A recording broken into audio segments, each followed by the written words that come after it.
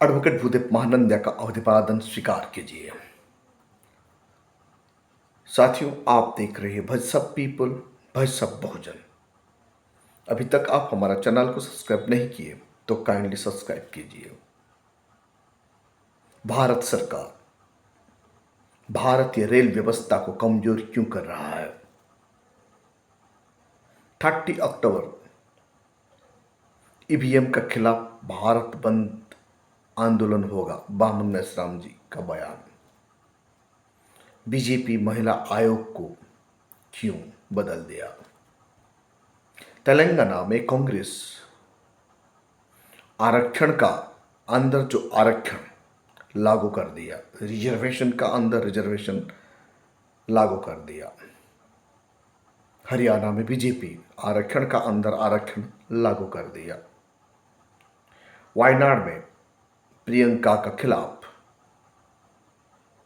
नव्या हरिदास प्रत्याशी होंगे, BJP candidate schedule caste का। अखिलेश यादव का बयान है, बीजेपी बहुत शातिर पार्टी है। राहुल गांधी का हाथ में फिर संविधान दिखाई दे रहा है। कब तक बहुजन समाज बीजेपी और कांग्रेस का जाल में फंसते रहेंगे?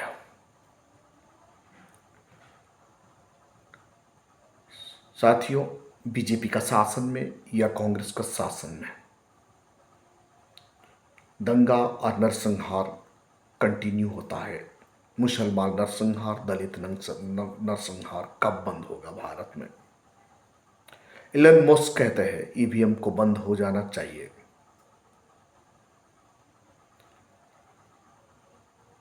तेलंगाना का सीएम को ओपन अडानी अंबानी का साथ डील कर रहे हैं। राहुल गांधी चुप है। आजकल राहुल गांधी कह रहे हैं SC ST OBC का रिप्रेजेंटेशन मीडिया में, जुडिशरी में, एग्जीक्यूटिव में नहीं है। साथियों, खबर को विस्तार से जानने के लिए आप हमारा साथ अंत तक जुड़े रहिए। भारत का सबसे बड़ा लाइफलाइन है रेलवे। आज रेलवे का स्थिति कमजोर हो रहा है। दिल्ली में लोको पायलट आंदोलनरत है। 2014 से आज तक रेलवे का जो रिक्त स्थान को भरा नहीं जा रहा है। रेलवे ज्यादा एक्सीडेंट क्यों फेस कर रहा है? क्योंकि लोको पायलट नेचर का खिलाफ काम कर रहे हैं। यानी जिनको 6 घंटा मेहनत करना चाहिए, उन्हें 12 घंटा 14 घंटा तक गाड़ी चलाना पड़ रहा है। इसीलिए ये नेचर का खिलाफ जब इंसान जाता है तब कुछ ना कुछ अघटन घटता है। एक एक्सप्रेस गाड़ी को चलाने वाले ड्राइवर को, लोको पायलट को कम से कम 6 घंटा से 8 घंटा ड्यूटी करना चाहिए और मालगाड़ी चलाने वाले व्यक्ति को 8 घंटा ड्यूटी करना चाहिए। उनसे ज़्यादा ड्यूटी देने से ये नेचर का खिलाफ होता है। ये रेलवे कर्मचारियों का ग्रीवेंस है। साथियों, जो व्यक्ति, जो सख्त बहन मायावती जी का खिलाफ अनाप शनाप कहते हैं, उनका खिलाफ FIR दर्ज हो चुका है। आज सोशल मीडिया का वजह से कोई भी व्यक्ति अनुसूचित जाति, अनुसूचित जनजाति के खिलाफ कुछ बोलकर बचने की चांस कम हो गया है। भारत का बहुजन समाज का लोगों को आज भारत का संविधान के बारे में सोशल मीडिया का द्वारा मजबूत जानकारी मिल रहा है। इसलिए बहुजन समाज का लोग अपना हक और अधिकार को मांगना शुरू कर दिए हैं। 30 अक्टूबर को ईवीएम के खिलाफ पूरा भारत में बंद का ऐलान करे रहे बामन मेश्राम जी। ईवीएम ऐसा एक मशीन है, जब तक भारतवर्ष में ईवीएम रहेगा तब तक भारत में मनुवादियों का शासन कायम रहेगा। साथियों, कांग्रेस का दोनों चेहरा देखने के लिए मिल रहा है। राहुल गांधी कह रहे हैं SC ST OBC का मीडिया में, जुडिशरी में रिप्रेजेंटेटिव नहीं है। दूसरी तरफ तेलंगाना में कांग्रेस आरक्षण का अंदर आरक्षण लागू कर दिया है। जो सुप्रीम कोर्ट जो वर्डिक्ट दिए थे आरक्षण का अंदर सब आरक्षण, उनको कांग्रेस लागू करने वाला पहला स्टेट हो गया है। तो सोचिए कांग्रेस का दोहरा चरित्र कैसे है। आजकल राहुल गांधी संविधान को पकड़ रहे हैं, संविधान को हाथ में फिर रख रहे हैं, लेकिन दूसरी तरफ उनका शासित स्टेट में कैसे दलितों का ऊपर अत्याचार हो रहा है, कैसे रिजर्वेशन का खिलाफ तेलंगाना में जा रहे हैं। तो इससे पता चलता है कांग्रेस का दोहरा चरित्र। जब कांग्रेस मुसीबत में होता है तब वो SC ST OBC का बात करता है, सोशल रिप्रेजेंटेशन का बात करता है, संविधान का सुरक्षा की बात करता है, जनगणना की बात करता है। लेकिन जब सुप्रीम कोर्ट राय देता है अनुसूचित जाति अनुसूचित जनजाति का रिजर्वेशन को वर्गीकरण करने के लिए, उनको पहला ही लागू कर देते हैं। अब दूसरा नंबर स्टेट हरियाणा है। हरियाणा में भी बीजेपी आरक्षण को जो वर्गीकरण आरक्षण का अंदर आरक्षण लागू कर दिया है, यानी कांग्रेस और बीजेपी दोनों में कोई फर्क नहीं है। कब तक बहुजन समाज कांग्रेस और बीजेपी का जाल में फंसते रहेंगे। ओपन खुला आम कैसे, ओपनली कैसे सुप्रीम कोर्ट का आदेश को तेलंगाना और हरियाणा लागू कर रहा है। तेलंगाना में कांग्रेस का शासन है, हरियाणा में बीजेपी का शासन है। ये दोनों का पार्टी में कोई अंतर नहीं है। कांग्रेस ही बीजेपी है, बीजेपी ही कांग्रेस है। फिर भी बहुजन समाज इन दोनों पार्टी का जाल में फंस चुके हैं। इसीलिए बहुजन समाज का नस्ल आने वाला कल गुलामी का जिंदगी जीने के लिए मजबूर हो जाएगा। साथियों, बाई इलेक्शन में वायनाड में प्रियंका गांधी लड़ रही है, तो वहां बीजेपी दलित कार्ड खेल दिया है। नव्या हरिदास को प्रियंका गांधी के खिलाफ खड़ा कर दिया। बीजेपी आजकल दलित कार्ड बहुजन समाज को कैसे इस्तेमाल कर रहा है राजनीतिक फायदा उठाने के लिए। बीजेपी ताकत में आए या कांग्रेस ताकत में आए, बहुजन का कोई फायदा होने वाला नहीं है और संविधान सुरक्षा रहने वाला नहीं है।